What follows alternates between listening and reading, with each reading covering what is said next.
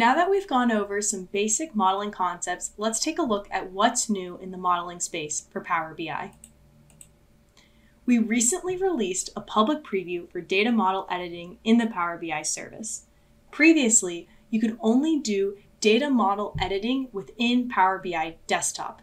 And now with this release, we're bringing these modeling capabilities to the service as well.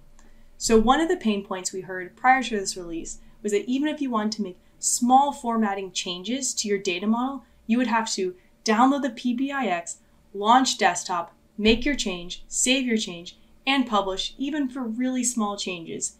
Now it's so much quicker and easier to make changes to your existing data model all within the web, never having to leave your browser. So let's go over an overview of this preview. So the changes you make to your data model are automatically saved. And the changes you make must be to existing data sets for this current stage. So for your existing data sets, you can do some core modeling functionality, such as creating and editing your relationships, creating and editing hierarchies, editing properties for your data. So your tables, your columns, your measures, your calculated columns, your calculated tables, all of these different data fields, you can edit properties for them. The majority of the properties that we support editing in desktop, we currently support in the web with some exceptions. You also can write new and edit existing DAX. So you can write and edit measures, calculated columns, and calculated tables. We also support within this interface, you being able to create new row-level security rules, as well as assign them to individuals or groups within your organization.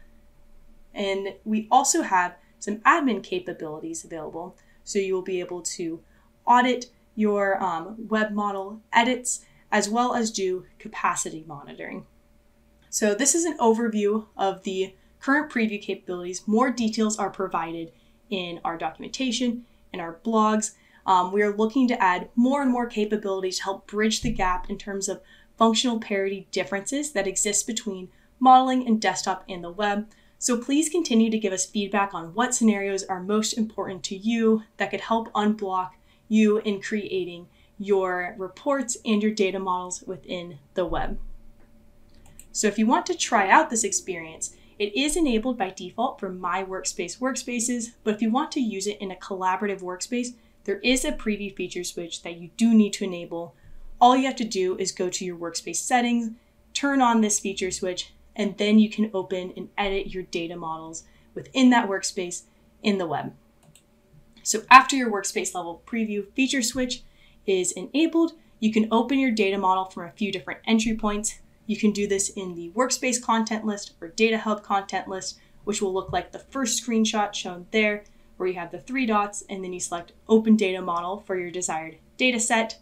You also can do this in the dataset details page.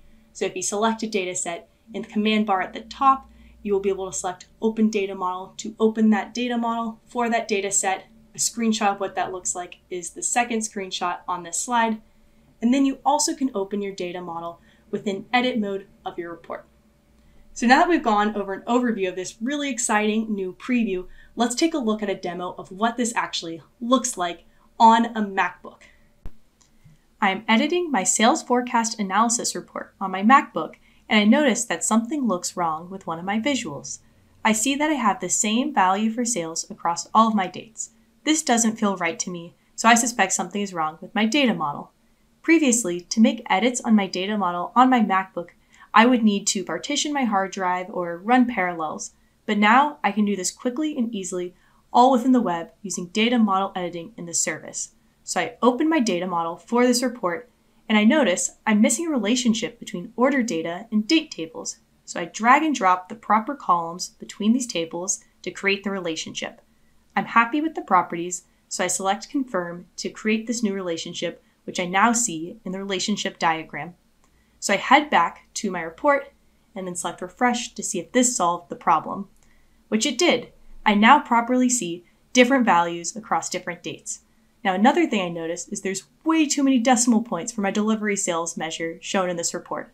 I want to fix this, so I go back to my model to be able to change this to have a little bit less granularity in decimal points. So going to my delivery sales measure in the properties pane, I notice there's 10 decimal places for formatting. I change this to 1 since that is better granularity for my report, head back to my report, then do a refresh, and now I see this change directly reflected here as well. Now, another thing I would like to add to my report is to be able to analyze 3 days average for my sales. Previously, this would have been difficult to do these comparison calculations, but with the new DAX functions of index, offset, and window, this makes writing comparison calculations much easier. So I go to my model and I create a new measure to help me analyze this information.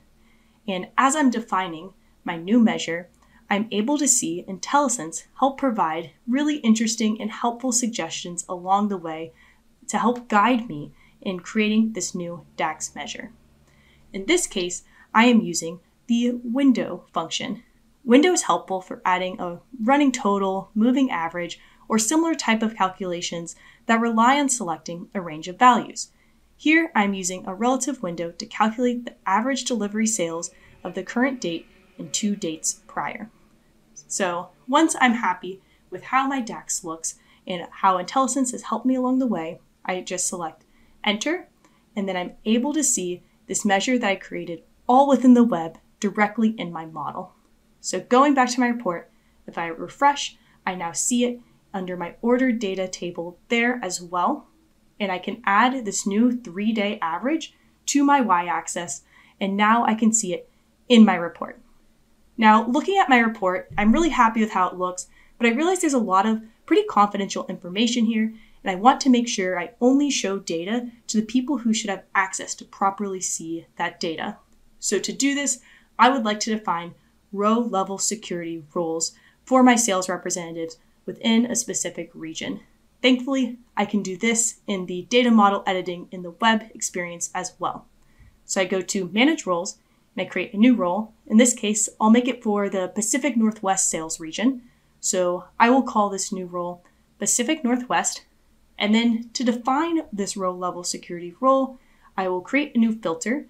So in this case, I want to be for the states that are in the Pacific Northwest, so states in Washington and states in Oregon. I have this simple drop-down experience to help me define this row-level security filter without ever having to use DAX. But if I want to see the DAX as well, I could switch to the DAX editor and make changes there, and have the option to switch back to the default drop-down editor experience. I'm happy with this new role, so I save it, and then I choose to assign it to specific individuals or security groups. So here, I select my Pacific Northwest role, and I assign it to an individual member who should have access to only the Pacific Northwest data. So then I select Save, and I've both created and assigned my row-level security roles for the Pacific Northwest region.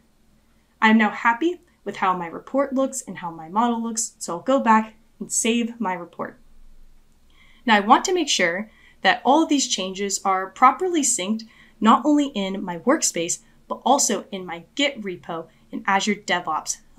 And so I'm a big fan of using source control. It helps me back up and version my work, revert to previous stages, and collaborate with others. So here I see my branch, and I will commit changes that I have made to this branch as well. So I add in a commit message explaining the changes I have made to the uncommitted data set and report. I select both the data set and the report and commit the changes I have made, which what you'll see is that once this is committed, that the status of my report and data set will go from uncommitted to committed, and that everything is now synced and ready to go using Git and source control. So as you saw, I was able to make several changes to my data model and report all directly in the web, quickly and easily from my MacBook. And not only was I able to make these changes, but I was also able to have them synced with my Git repo in Azure DevOps for easy collaboration.